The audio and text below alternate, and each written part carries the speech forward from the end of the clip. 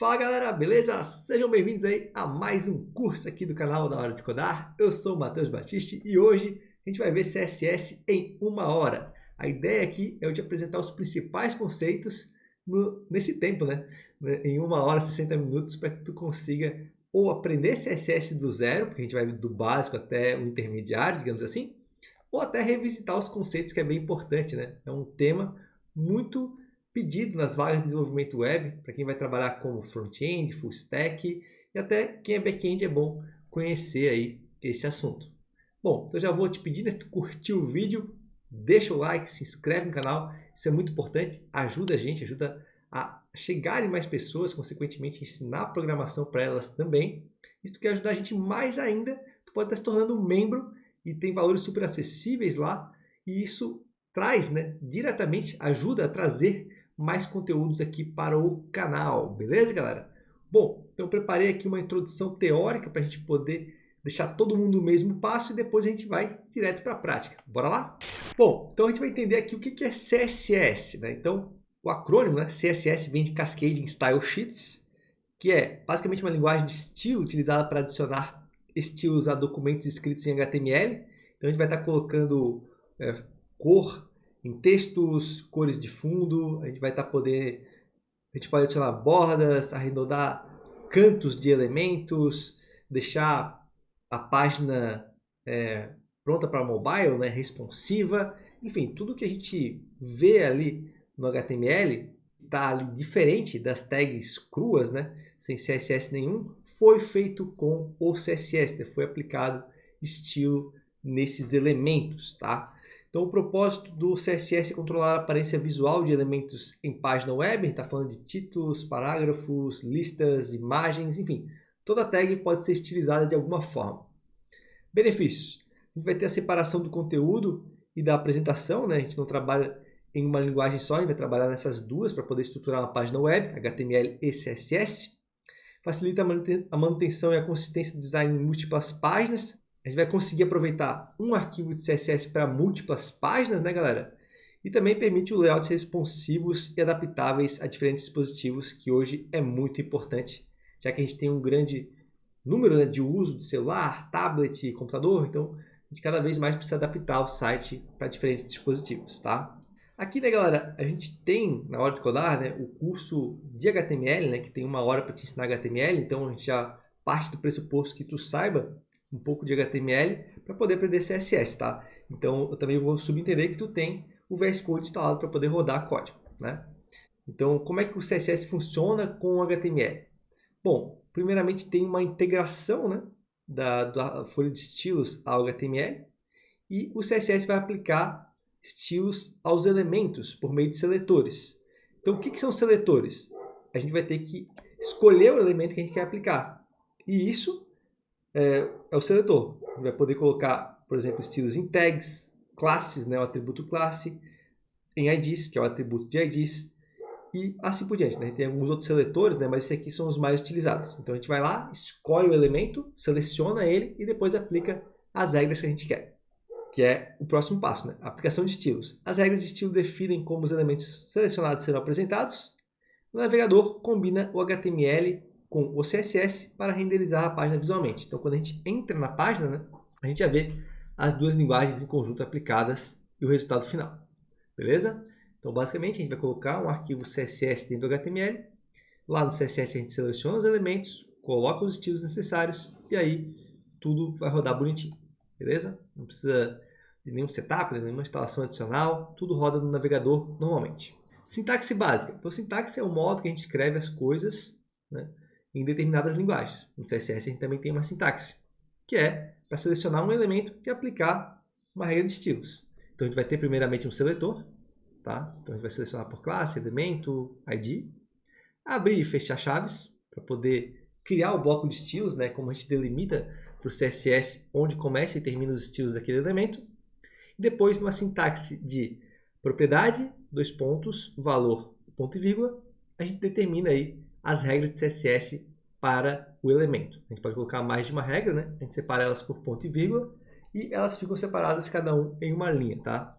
Então, se a gente quisesse mudar a cor do texto, por exemplo, a gente teria color, dois pontos, black, por exemplo. Aí a cor estaria setada como preto para aquele elemento selecionado.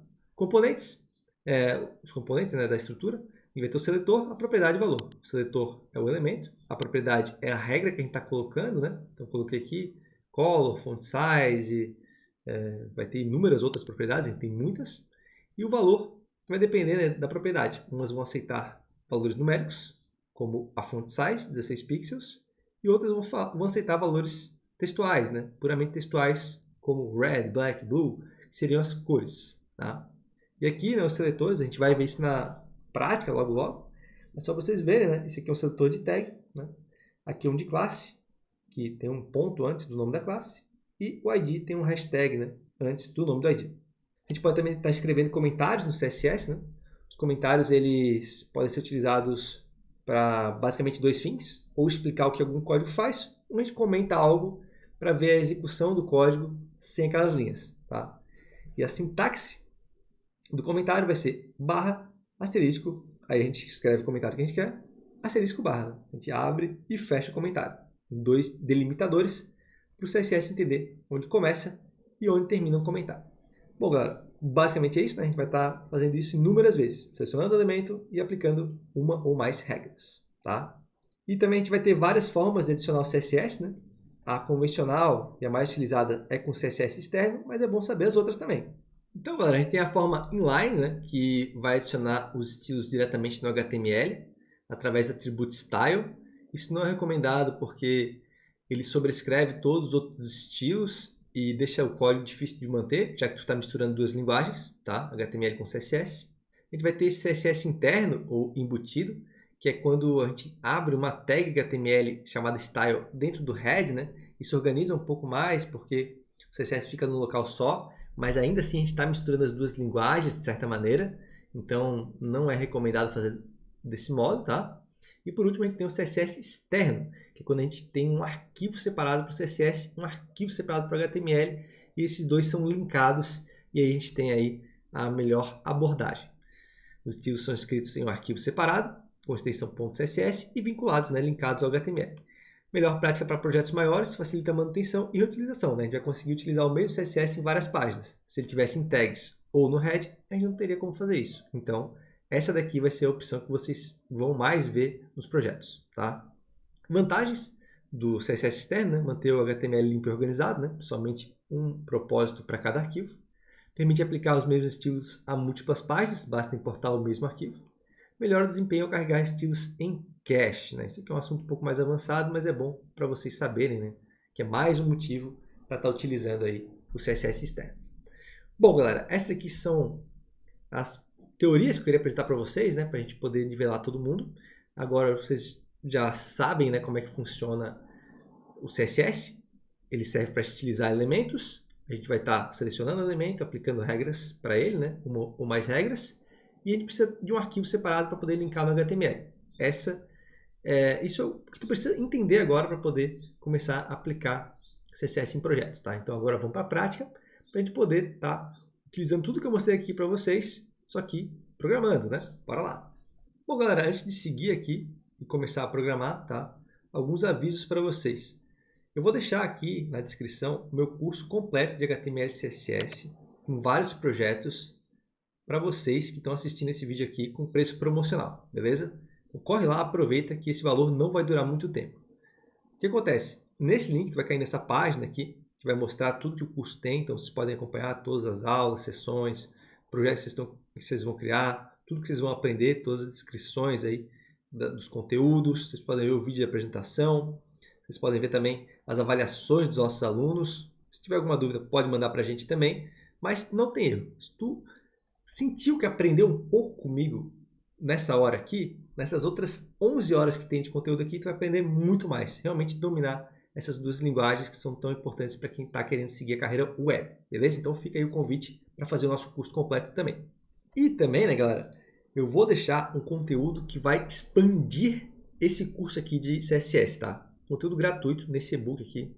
Basta vocês preencherem o nome e o e-mail nessa página, que também está na descrição. Vocês vão ter acesso a esse e-book de 20 boas práticas de HTML e CSS. Não basta só saber programar HTML e CSS. Isso é fácil. A gente vai aprender naturalmente, tá? Vocês vão ver esses dois cursos aqui do canal, de HTML de uma hora, o de CSS de uma hora, vocês já vão entender, vocês já vão sair fazendo sites, né? Mesmo que pequenos e não tão detalhados, mas vocês vão fazer, tá? O que mais importante do que saber fazer alguma coisa é realmente estar no caminho certo. E essa é a proposta desse e-book. Eu separei 10 boas práticas de HTML e 10 boas práticas de CSS. Então são ideias que tem que levar ao longo da tua carreira para poder estar sempre programando o melhor possível dessas duas linguagens. Então, esse conhecimento que está aqui nesse e-book, ele expande o que está nesses cursos aqui para tu poder ser um ótimo programador, né? Então, vale a pena ter esse material como apoio, né, desse curso aqui que tu está fazendo agora, beleza? Então, vou deixar esse link também na descrição. E, claro, né, se tu quer ter contato com outros programadores, aí, outros alunos da Hora de Codar, pessoas que estão no mesmo nível que tu, talvez começando, talvez já um pouco mais avançado, pessoas que estão no mercado de trabalho, então tentar aí fazer um networking para pegar uma vaga, te convido também a participar do nosso Discord, tá, galera? Todo dia eu estou lá participando também, mando umas mensagens, troco umas ideias, a gente tem vários canais aqui para tu mostrar outros projetos, para tu ver projetos das outras pessoas, para tu compartilhar o teu LinkedIn, né, fazer aquele networking massa, ver vagas, né, que estão sendo compartilhadas com a comunidade. Então, galera, só tem a ganhar aí entrando no nosso Discord. O link também está na descrição, beleza? Então, esses são os avisos gerais, tá? Agora a gente vai aqui para o código. O que acontece? Esse repositório aqui também vai estar na descrição, tá? Ele tem a base do HTML que a gente vai usar aqui, beleza? Porque eu não vou ficar fazendo HTML, né? Senão a gente vai extrapolar muito nosso tempo. Então a ideia é manter essa 1 hora, então eu vou usar um HTML pronto aqui, tá? Então tu vai copiar todo esse código aqui, vai baixar no teu PC e tal, já usar o arquivo, ou só dar um Ctrl Czão aqui, tá? E abrir um projeto no teu VS Code lá numa pasta e tá colando isso aqui no index HTML, beleza? Então, bora lá, vamos fazer isso. Ó, galera, tô aqui com o meu VS Code na pasta que eu escolhi, tá?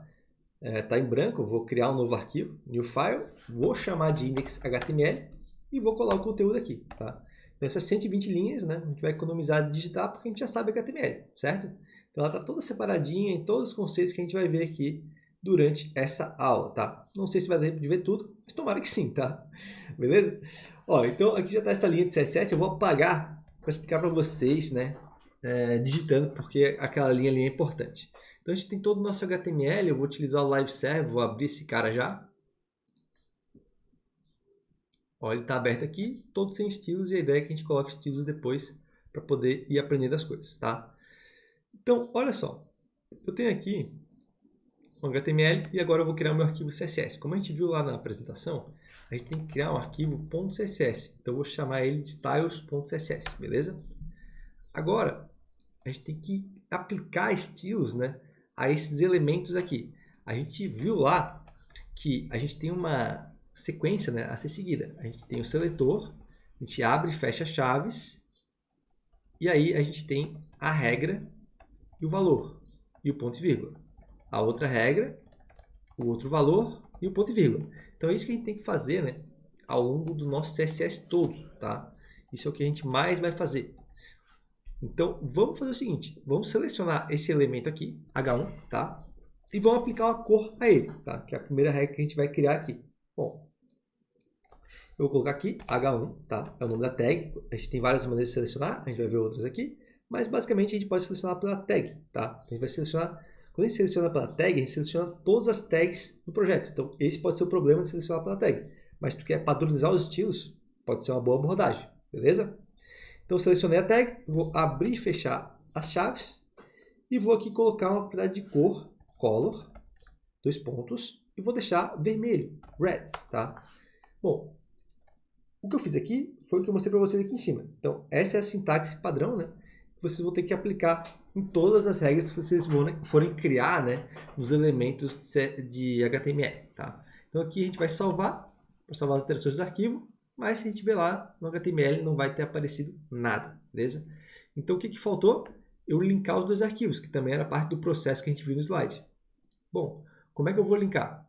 Eu vou chegar aqui no head, né? Tem que ser no head, porque é a parte de configuração do HTML, né? Onde a gente insere tags que vão configurar as coisas da página, tá?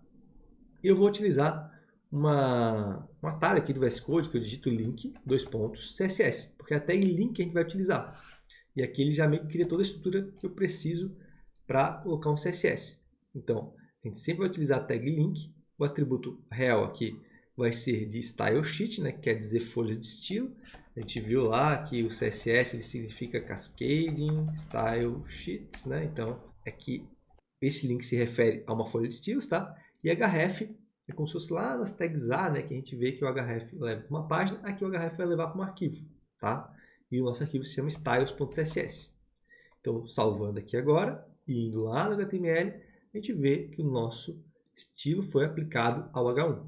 Beleza, galera? Então, assim a gente fez o ciclo inicial, né? Sempre a gente vai ter que fazer algo muito parecido com isso para poder ter os estilos disponibilizados na nossa página.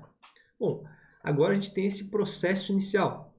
Então, a gente já aprendeu a criar uma regra e a linkar o CSS. Agora a gente vai aprender coisas mais específicas, né, depois do setup inicial feito, beleza?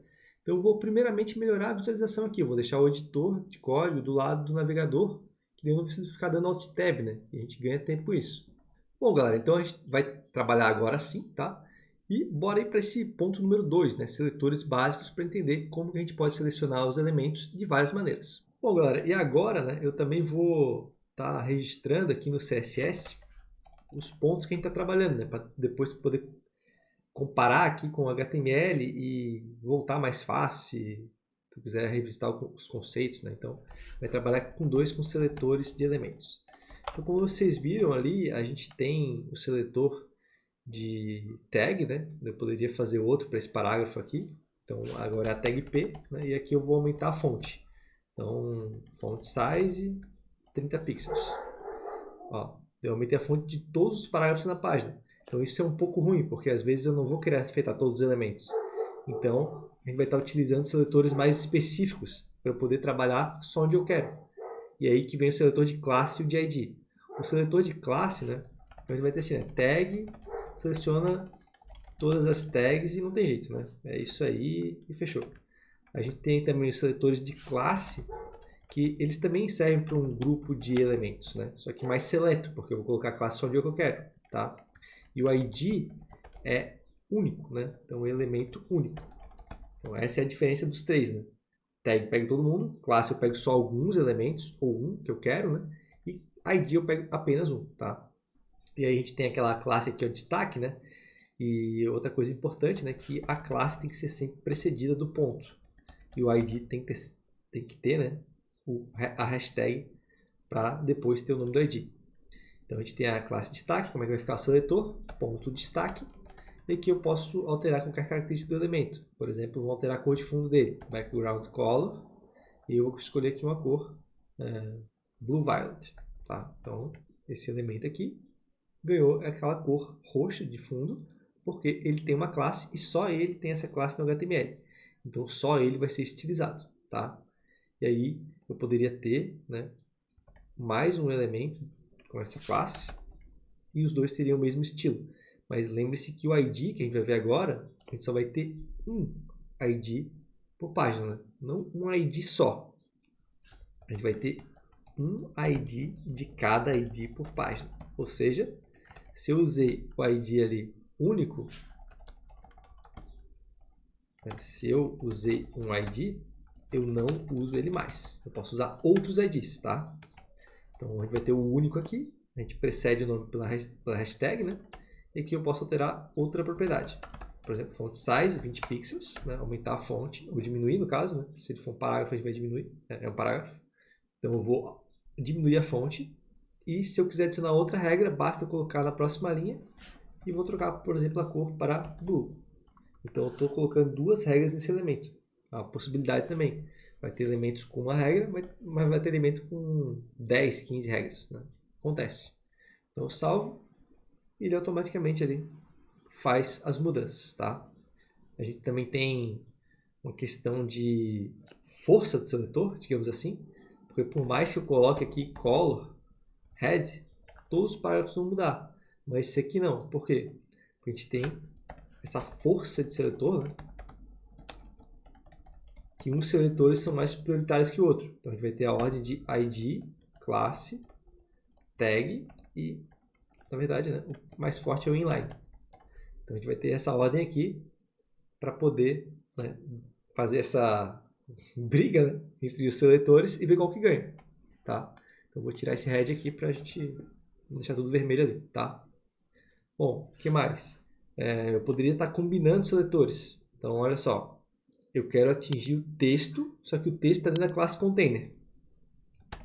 Então, eu poderia ter um parágrafo aqui fora, ó, que está fora da classe, e eu não quero afetar ele. Porque se eu colocar aqui, ó, ponto texto, color green, vou afetar todos os parágrafos. Os que estão dentro da classe container e os que estão fora, né? Porque eu estou atingindo pela classe. Mas como é que eu faço para especificar esses caras aqui? A gente vai estar colocando a classe container, espaço, a classe texto. Então é sempre um funil, né? As classes pais e depois as classes filhas. Então estou utilizando aqui um seletor combinado para afetar só esses dois aqui e não esse. Vejam aqui, né? Que esse aqui ficou preto, a cor, que é a cor padrão, e esses dois aqui ficaram verdes porque a gente selecionou, tá? Bom, agora a gente vai ver algumas propriedades de texto e fonte, tá? Então, vou botar aqui 3 propriedades de texto e fonte. Então, a gente vai utilizar esse elemento aqui, ó, esse parágrafo com a classe de fonte, para alterar algumas coisas. Então, o que eu posso alterar na fonte? Eu posso alterar a família, font family, e isso vai me possibilitar de mudar o estilo da fonte. Então, vou colocar Arial. Vocês vão ver que esse parágrafo aqui, ó, ele está diferente dos demais, né? Eu posso alterar o size, como vocês viram, né, que é o tamanho da fonte. Então, vou deixar maior ainda, ó, 40, tá? Eu posso estar alterando o weight, né, que é o peso da fonte, ou seja, quanto maior esse número, ela tende a ficar mais grossa, né, negrito. Então, eu vou conseguir atingir com essa regra aqui, tá? A gente também tem line height, que seria a altura da linha. Então, eu posso, por exemplo, colocar 1, que é quase o padrão, né? Deve ser 1.1 padrão, uma coisa assim. Mas eu poderia colocar, por exemplo, 2, e aí eu teria o dobro de distância entre linhas, né? Vejam aqui que eu ganhei esse espaçamento aqui entre este e propriedades, né? Quando quebrou linha, por causa da regra de line height, tá? A gente pode mudar a cor do texto, né? Então vou usar essa classe aqui. A gente já viu isso, né? Com color. E aqui a gente tem várias maneiras de inserir cores, né? Com o nome delas, mas esse aqui não é tão versátil, porque eu tenho um limite de nomes de cores e isso vai limitar todos os projetos. Qual que é a forma mais comum? Com hexadecimal. Então eu posso colocar aqui uma combinação de 6 algarismos, de A até E, tá?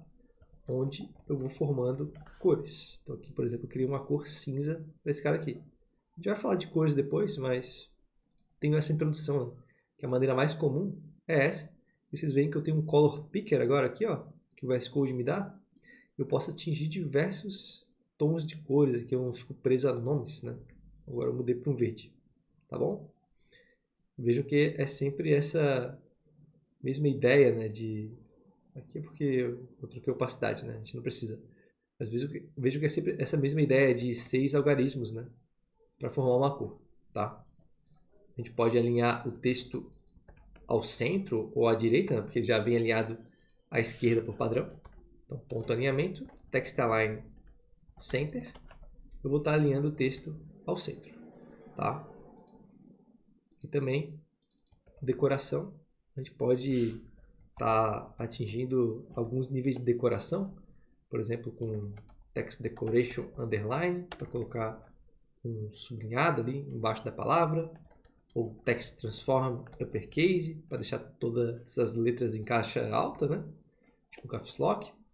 E também eu poderia alterar o espaçamento entre letras, com letter spacing 5 pixels. Então, entre cada letra vai ter um espaçamento de 5 pixels. Né? Pixel é a medida padrão utilizada, né, na web.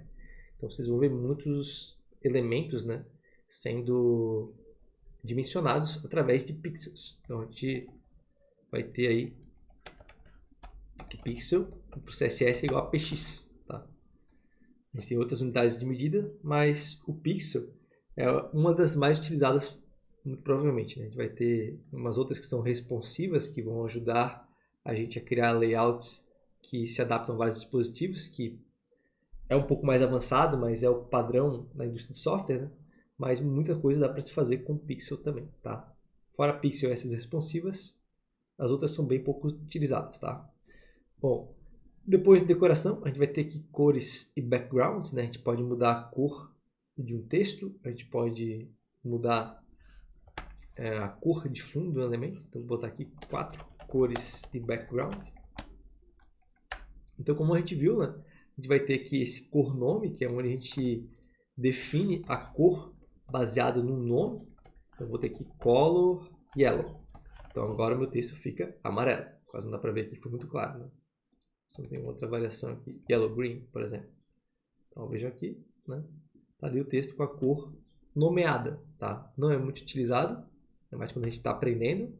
A gente vai ficar mais em hexadecimal, tá? Que é como eu expliquei para vocês. A gente vai ter uma cor composta por 6 algarismos, né? Precedida também por uma hashtag. Então eu posso utilizar qualquer letra entre A e E, tá? A e F, desculpa. E eu posso usar qualquer número entre 0 e 9 para compor esses 6 dígitos. Então 9, A, B, 1, 3, E. É uma cor. Também deu um verde quase igual o verde ali de cima, tá? Esse aqui é a forma mais utilizada, né?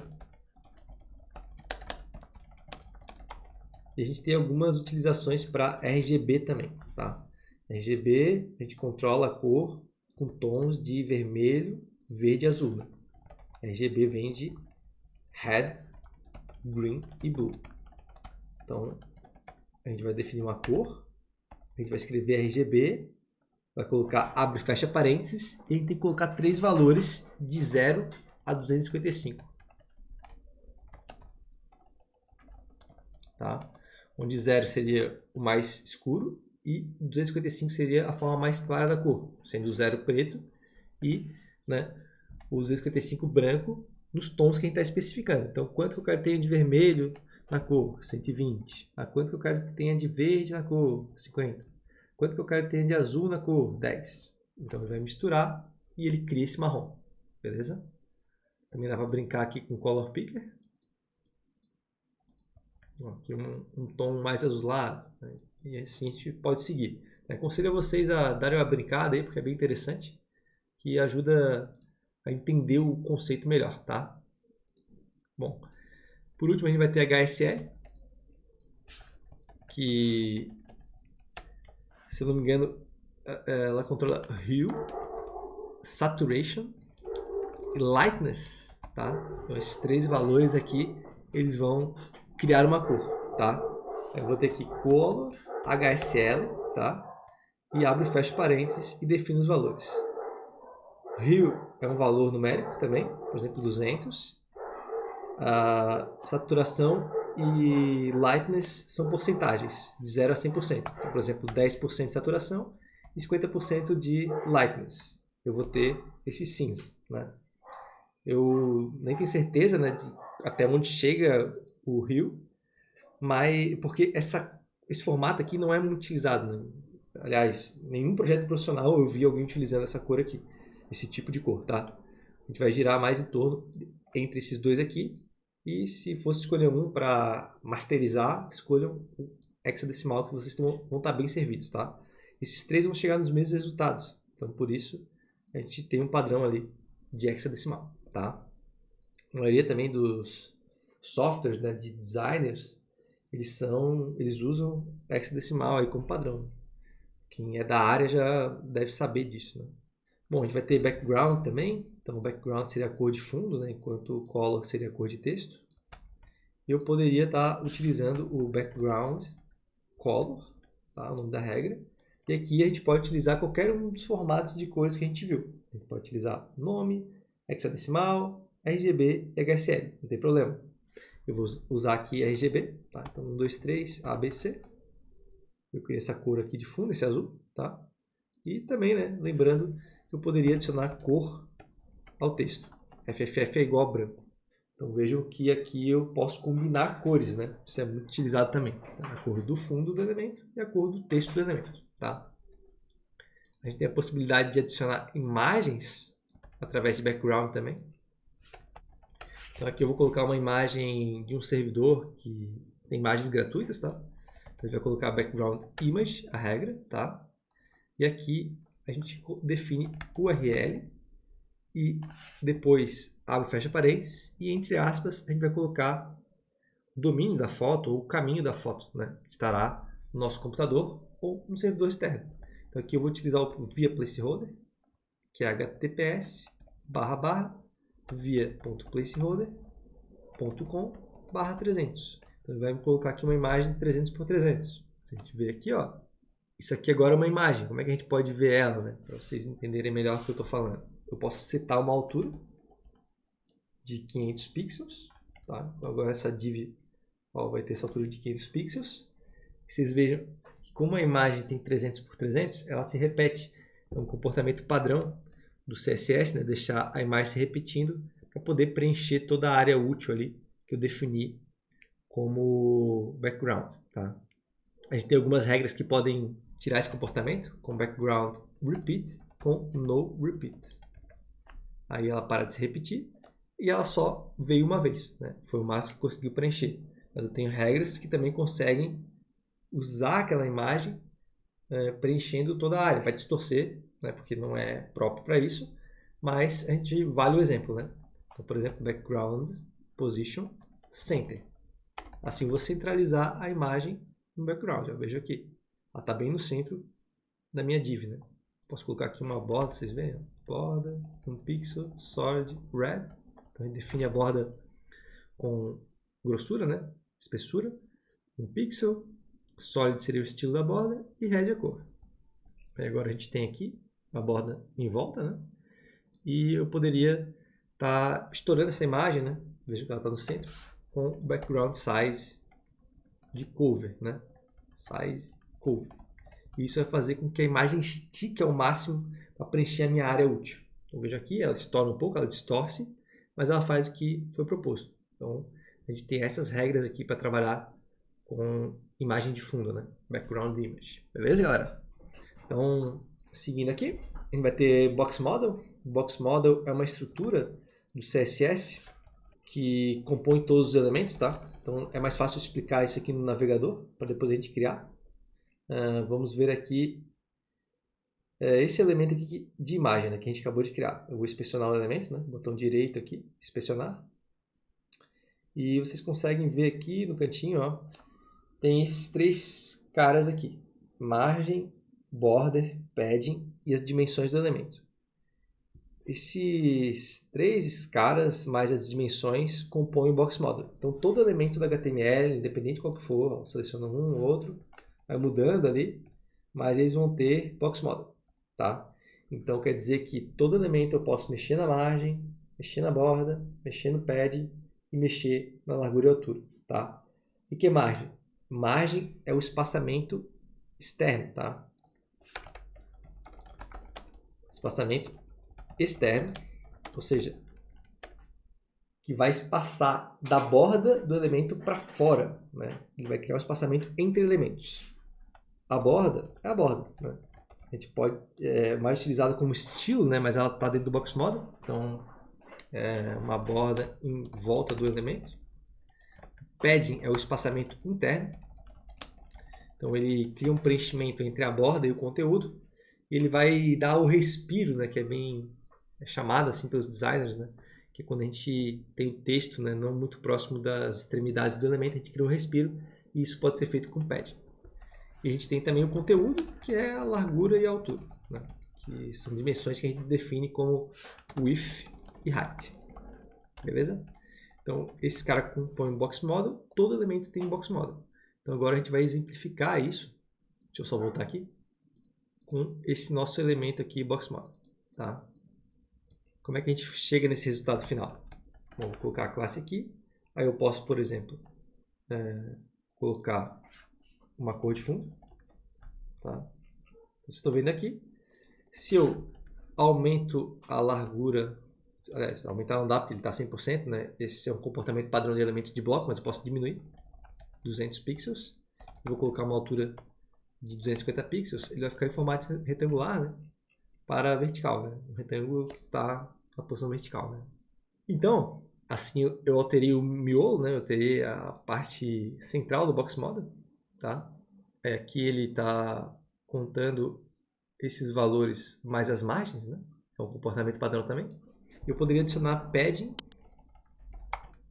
20 pixels, isso vai criar um preenchimento interno e vai afastar os conteúdos da borda. Como vocês podem ver aqui, agora tem um respiro aqui entre as palavras, né?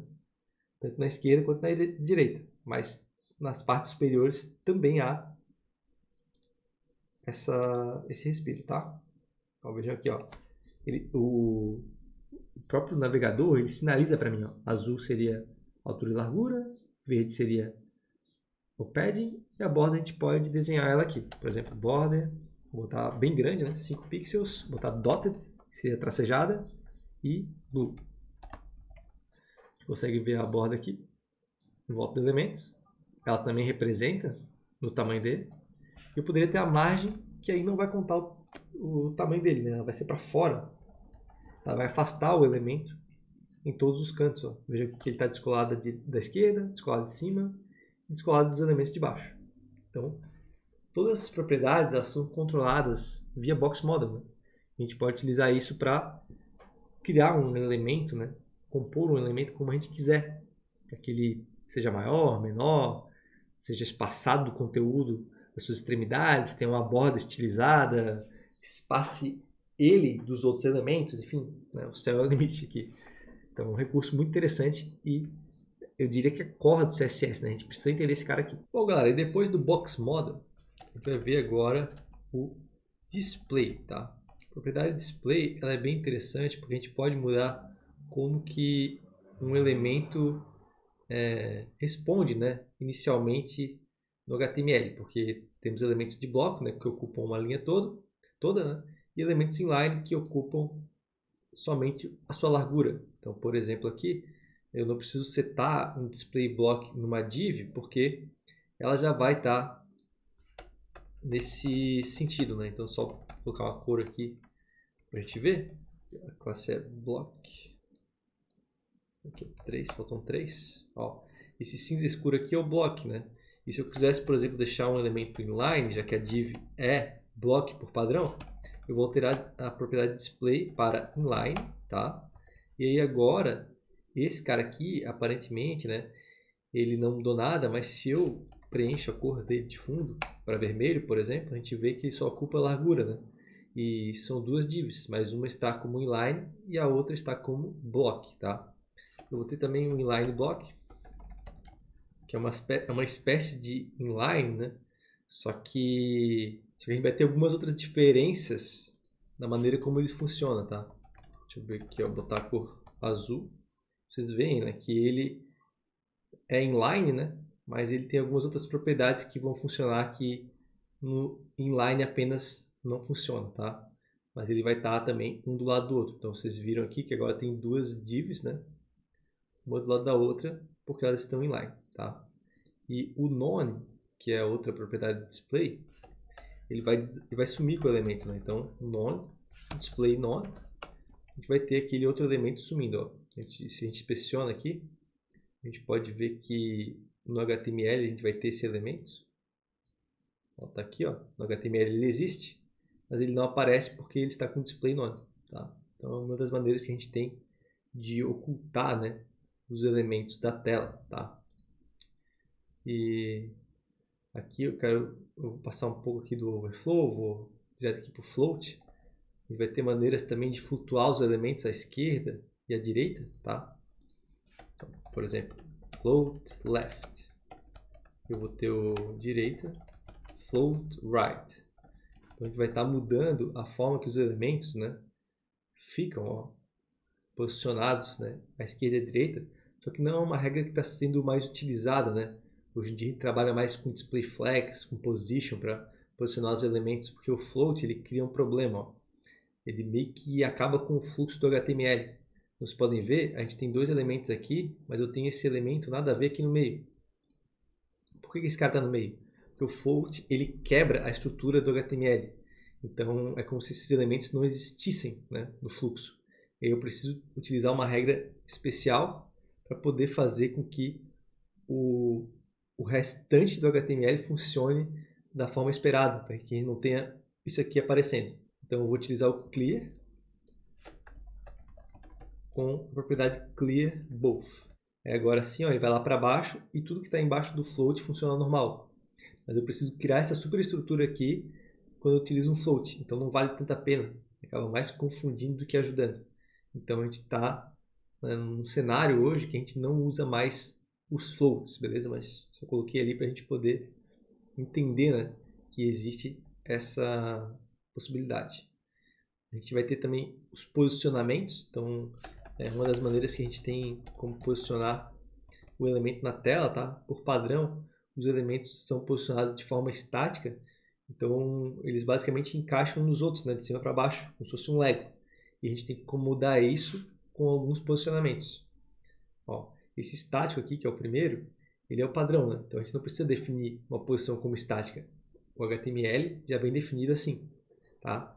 Mas, por exemplo, se eu tivesse esse aqui, ó, relativo, eu quero definir ele como position relative.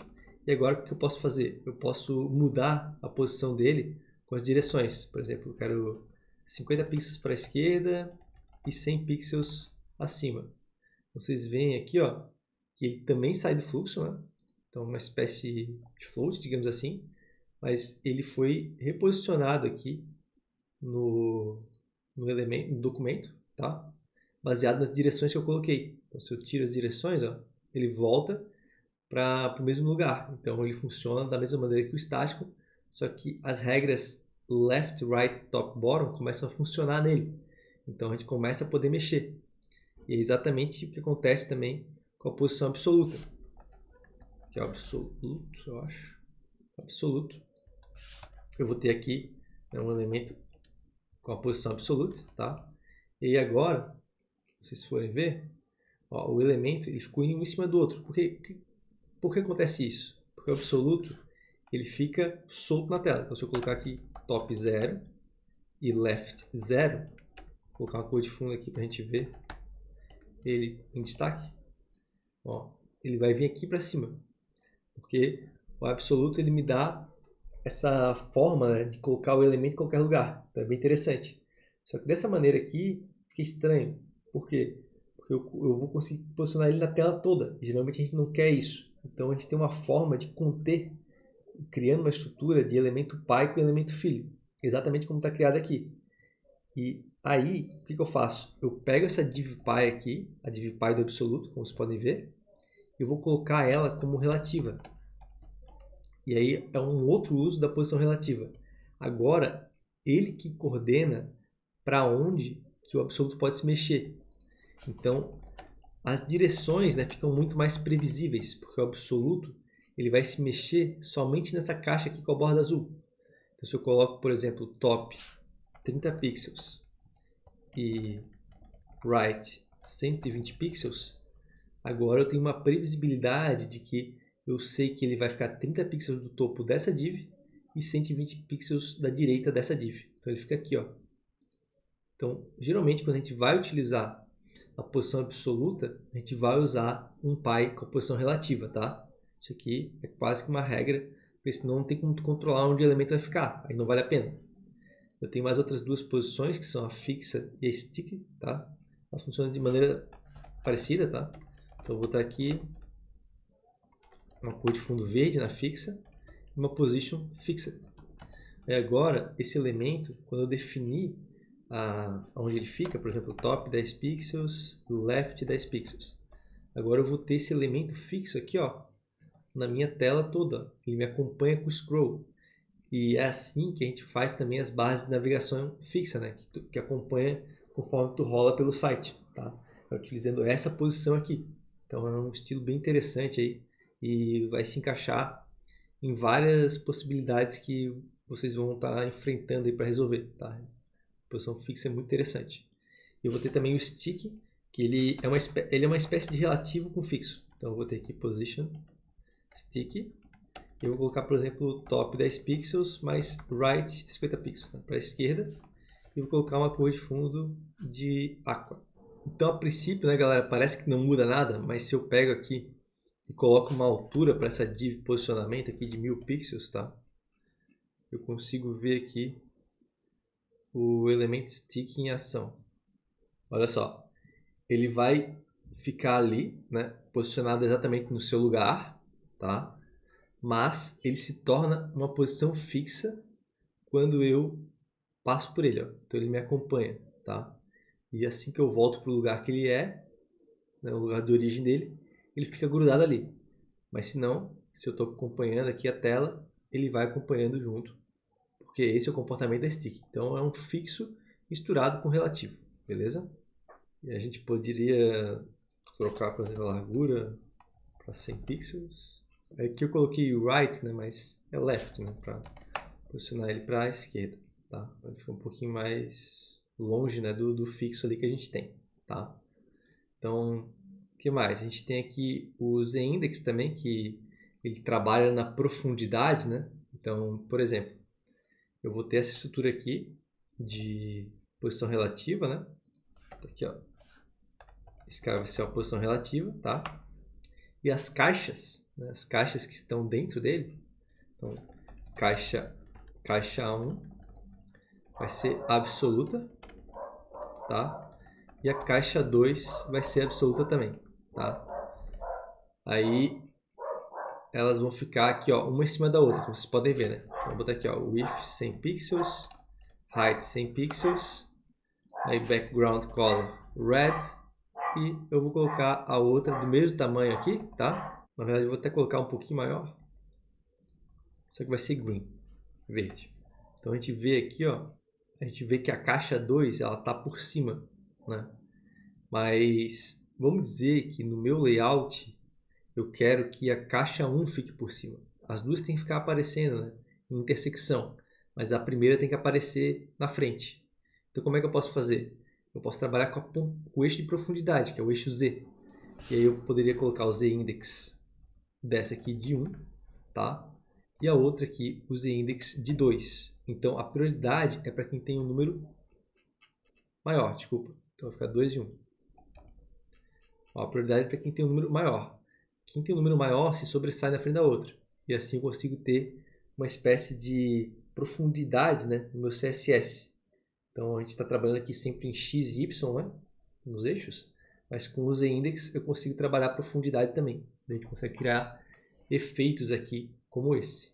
E agora, galera, a gente vai ver aqui, ó, responsividade, né, que é a forma que a gente tem como trabalhar, né, com as mudanças de tela. Então eu vou colocar um estilo aqui para esse cara, né? Que essa div que está aqui atrás, tá? Que eu vou colocar aqui, vou botar classe responsiva, né? Vou colocar uma cor de fundo e ao alterar o tamanho da tela, então padding de 100 pixels para aparecer o conteúdo, vou colocar também a font size de 50 pixels. Então ela vai ter esses estilos aqui, ó, quando a tela tem uma dimensão X. Então a gente consegue ver a dimensão da tela, ó, por aqueles pixels que estão aqui do lado. Ó. A gente vê aqui, ó, tem 900 e pouco e tal. Então eu vou querer fazer agora uma modificação quando ficar abaixo de 600. Tá? Como é que a gente pode fazer isso? Bom, eu vou utilizar aqui um recurso que é chamado Media Carry. Então eu vou fazer @media, né? Assim que a gente começa, a gente coloca abre e fecha parênteses e abre e fecha chaves. Aqui dentro do parênteses eu estipulo quanto que vai ser a medida que eu quero começar a mudar as regras de CSS daquele elemento aqui dentro. Então a gente coloca max width 600 pixels. Então a partir de 600 pixels, abaixo disso, né, a regra aqui começa a valer, entendeu? Então eu posso, por exemplo, trocar a cor de fundo. Então a gente vai selecionar o elemento. E eu posso trocar a cor de fundo, por exemplo. Está aqui a 12. E também eu vou trocar o tamanho da fonte para 100 pixels. Vou deixar ela maior ainda. Então, a gente pode ver essas modificações, né, utilizando, por exemplo, o recurso de responsividade aqui, ó, clicando nesse cara aqui, tá? E agora, se a gente for até a nossa janela aqui, né, a gente consegue aumentar e assim passar de 600 pixels eu vou ter uma mudança. E aqui a gente está vendo que nada está ocorrendo, né? E isso é porque faltou a configuração de Media Carry, né, aqui no próprio documento HTML. Então a gente vai ter que adicionar isso ao HTML que a gente não tem. Então Então, o que eu tenho que continuar? O que eu tenho que adicionar aqui? A gente pode colocar. Então, o que a gente pode adicionar aqui? A gente vai colocar essa tag aqui, que ela representa a possibilidade de alterar recursos através da resolução. Então, tu vai colocar aí meta name igual a viewport content with device with vírgula initial traço scale igual a 1.0. Então, pausa aí o vídeo, escreve essa meta tag aqui que ela vai ser importante para poder trabalhar com aquele recurso, beleza? Aí voltando lá, a gente retorna ao navegador. Agora provavelmente a gente vai ver as mudanças. Ó, vejam aqui, baixou de 600, as coisas começam a mudar. A gente tem aqui uma alteração das regras. Vocês veem ali, ó, que o background color ele é alterado. A font size não está sendo alterada porque tem uma outra regra que está mexendo nisso. Então nem os 50 pixels está pegando, tá? Mas, né, a gente vê que já tem regras funcionando. Por exemplo, eu poderia colocar a border 1 pixel, solid red. Quando diminuir, vai ficar 5 pixels solid blue. Agora tem uma borda vermelha e quando eu reduzo, e agora eu tenho uma borda vermelha e quando eu reduzo, eu vou ter uma borda maior azul. Então, esse aqui é o princípio da responsividade. A gente vai estar colocando aí várias media carriers para que elas atendam, né, todas as resoluções que a gente quer utilizar e aí a gente vai conseguindo deixar o nosso projeto responsivo, ou seja, apto, né, a aceitar várias dimensões de telas, dependendo do que o projeto precisa, né? A gente vai variar isso, né, de cada projeto, porque vai ter projeto, por exemplo, interno de empresa, que não vai precisar nem deixar responsivo. Não vai ter outros projetos que vai precisar fazer resolução para tablet, resolução para TV, resolução para celular. Então vai depender muito do projeto, mas é assim que a gente chega lá, beleza? Dá para ter uma aula exclusiva sobre isso, se tu quiser. Tu pode deixar aqui nos comentários que eu vou fazer logo em seguida, beleza? Então fico esperando aí a tua solicitação dessa aula. Bom, aí aqui, o que mais que a gente tem? Para fechar aqui, vou falar um pouco de animações, tá? Então, também é um assunto bem interessante. Aqui, animações. E o que a gente pode fazer, por exemplo? Eu tenho aquele botão ali, né? Então, eu vou ter um botão, transição, e vamos dizer que eu tenho uma cor aqui, 1, 2, 3, ABC. Eu consigo fazer com que o botão mude de cor quando eu passar o mouse. Então isso é uma espécie de animação. Então a gente vai definir aqui uma transição, porque essas animações, né, não são imediatas. Eu preciso de um tempinho, né, para fazer a transição da cor. Então eu botei aqui 0.4 segundos e eu vou pegar aqui o botão transição, 2 pontos hover, e eu vou aqui conseguir mudar a cor, colocar uma cor bem diferente para a gente ver. Então agora, quando eu passar o mouse por cima daquele botão ali, ele vai mudar de cor lentamente. Então esse aqui é um dos princípios da animação, né? Utilizando a regra hover para poder esperar, né, a ação do usuário e fazer alguma coisa. Mas a gente tem animações também que vão ser executadas automaticamente, né, sem precisar da nossa interação. Ela já vai estar rolando ali. Então, eu vou colocar aqui naquela div animação, essa última div aqui, uma largura de 100 pixels, uma altura de 100 pixels, vou deixar um quadrado, vou colocar uma cor de fundo, FF DEAD, tá? E aqui, beleza, ele vai ter esse início, né, esse quadradinho, e aqui eu vou colocar um animation, tá, que é uma regra de animação, eu vou definir que ela vai executar uma animação mover, então é mover em português mesmo, porque eu vou nomear essa animação, tá? Ela vai durar 5 segundos e vai ser infinita. Então configurei a animação aqui. Agora eu preciso criar a animação. Então a gente cria a animação com um recurso chamado keyframes, tá? E eu vou botar @keyframes mover. Aí agora eu posso definir alguns passos para essa animação, tá? Vou também colocar uma posição relativa aqui, porque eu vou mexer na forma que ela está andando no site, né? Eu vou deslocar ela. Então eu vou dizer que em 0% da animação, o left vai ser 0, tá? e eu vou ter aquela cor de fundo ali que começa, tá? Então esse é o ponto 0. Eu vou ter mais 2 pontos. Então bota aqui 1, 2.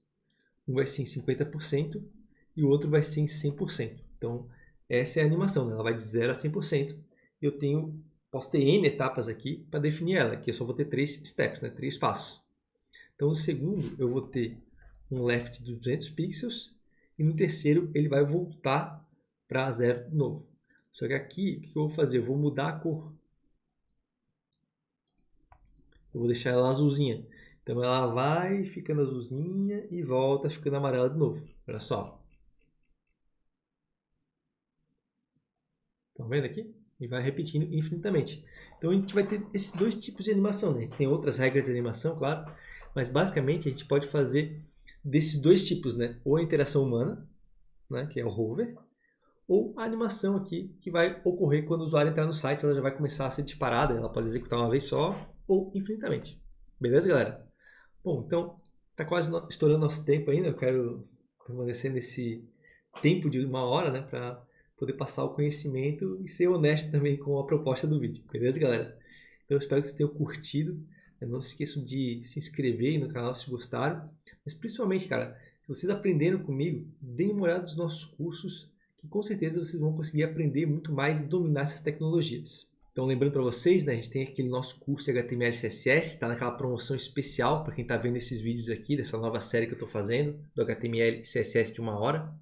Então o link vai estar aqui na descrição, tu pode conferir toda a ementa do curso, todos os projetos que tu vai criar, comentários dos outros alunos, o acesso é vitalício, galera, vocês vão ter suporte para tirar qualquer dúvida, acesso a novas atualizações, tem certificado ao concluir o curso, é super completo e vai te ajudar a ir para o próximo nível quando se trata de HTML e CSS. Aí depois, se tu quiser, tu pode continuar aprendendo com a gente, tem curso de JavaScript, React, tem muita coisa aqui bacana para te preparar como desenvolvedor, beleza?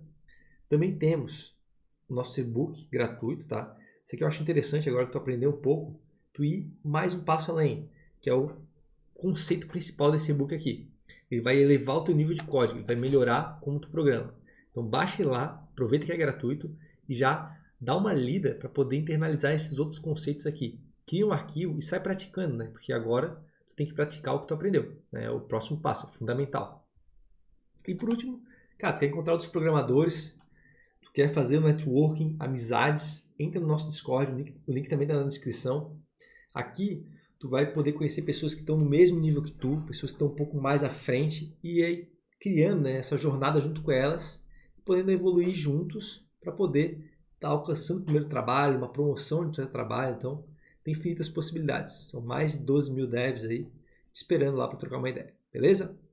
Bom, galera, então chegamos ao fim aqui do nosso vídeo. Espero que vocês tenham curtido esse curso CSS, como eu curti fazer para vocês. Não se esqueçam, se não é inscrito, se inscreve no canal, destrói aí o botão de dar like e também quer ajudar a gente mais ainda aqui da Hora de Codar, se torna membro.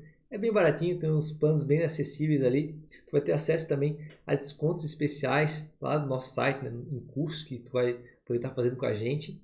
E também tu vai acelerar aqui a nossa produção de conteúdo gratuito para quem quer se tornar dev, beleza?